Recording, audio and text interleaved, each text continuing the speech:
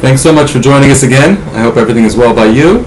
I'm very excited because actually this evening, it's actually Friday today, Erev Shabbos, the eve before Sabbath, before the Shabbos, and my entire family is going to be joining us tonight for dinner. All 10 kids, 3 grandkids, we are very, very excited.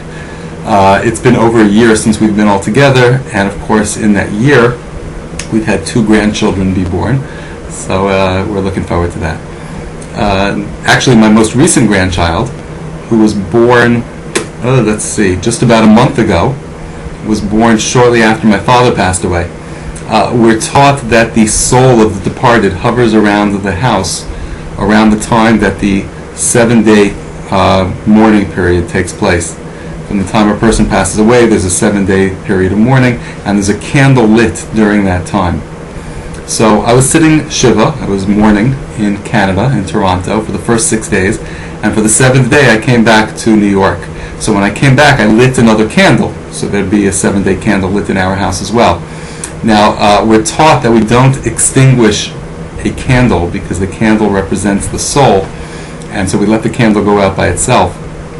And as the candle, the second 7-day candle, was going out, my daughter went into active labor and delivered a boy who now carries my father's name. So that's very exciting. So we're going to have tonight, for Shabbos dinner, all the children, all the grandchildren so far, and we're looking forward. You know, interestingly enough, the story of my father to my grandson, so my father's great-grandson, it has a lot to do with the message I'd like to give over today. This message actually is geared for every single Jewish person in the world.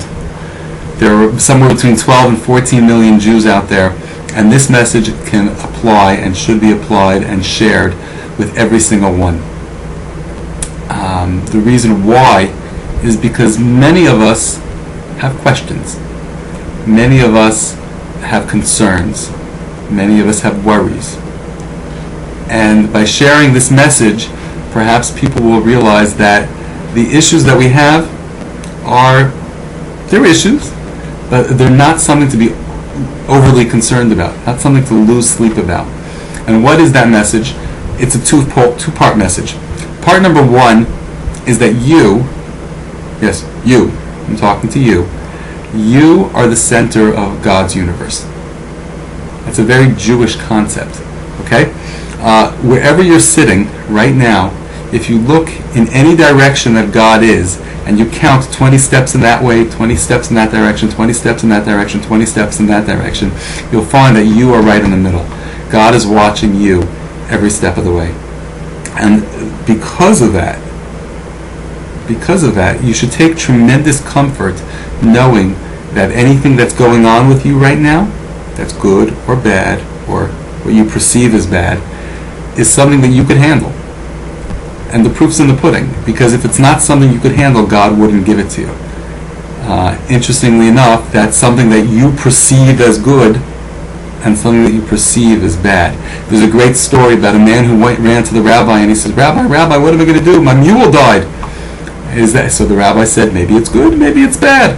He said, what do you mean? It's terrible, my mule died. And the next day, he came back to the rabbi and he says, Rabbi, because my mule died, I bought this amazing horse. You were right, it was good. And the rabbi said, maybe it's good and maybe it's bad. And he said, what do you mean, maybe good, maybe bad? It's great. And so the rabbi just smiled and that was it. And the next day, the man came back. He said, Rabbi, I can't believe it. My son was riding on the horse. And the horse threw him off and he broke both of his legs. It wasn't good, it was really bad. And the rabbi said, maybe good and maybe bad. And the next day, the man came running to the rabbi. He says, Rabbi, you know what? When the Tsar's soldiers came to take away all the able-bodied children for the army, they didn't take my son because his legs were broken. And he said, maybe good and maybe bad. You know, sometimes what we perceive as good is really bad, and what we perceive as bad is really good, because at the end of the day, it's all good, because Hashem is watching us. We are the center of His universe. And the reason why I share that with you is because people out there think that things just happen at random. It's not true. Everything happens with a reason. Everything happens with an exact understanding of what's right for that person. And God is the ultimate chess player. He can move the pieces around in any direction, and he knows many, many moves ahead what's going to happen. And he knows what's going to happen based on what did happen, and so on and so forth. One of the rabbis in the community plays chess on the computer against chess masters. And he's told me that many times actually he played to a draw. They've actually asked him to quit ahead of time, but he never wanted to quit. He always wanted to play to the end, even though he knew he probably would lose. But he's played to a draw. And I said, Rabbi, what's the secret? How do you do that? He said what he does is that when he plays on the computer, he has a chess set next to him, and he's able to look at the chess set in 3-dimension, and he's able to look in 2-dimension on the computer screen. He says that's the way Hashem runs the world.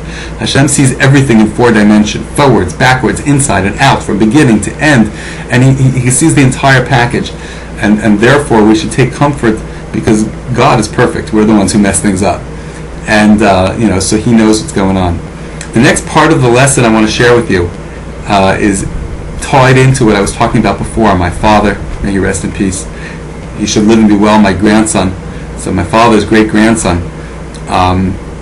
We are part, as Jewish people, we are part of something called Shalshelas HaMasorah, the chain of the transmission from when the Torah was given to us 3,323 and a half years ago. Okay? Many times people blame their parents, or they'll blame their teachers, or they'll blame society for the way they are. You know what? Don't blame anybody. Okay? You're part of something much greater than yourself. You're part of a chain dating back 3,323 years and a half years. There are 42 primary prophecies in the Torah, in the entire Tanakh. 39 of those prophecies have come true already. And we should take tremendous comfort in knowing that if those 39 already happened, the remaining 3 will happen as well, and there will be a time, hopefully even today, however, certainly in the very near future, when everything will be good, recognizably good in the world. Okay? Take that lesson home today. If you're Jewish and watching this and you know someone else who's suffering or struggling with a hard time, let them know that good times are so close. So close. Maybe even today, the ultimate times. That what they're going through right now is meant to purify them, it's meant to strengthen them, and they can handle it. Because the one who created them put them in that situation. It's only a test. Life is a test, you know what? And you get the most marks just for showing up. Okay? Be strong. Share this message with your friends so they could be strong. And know that being part of something greater than ourselves, and yet being the center and the apple of God's eye, means that it's all going to turn out okay. Have a great Shabbos.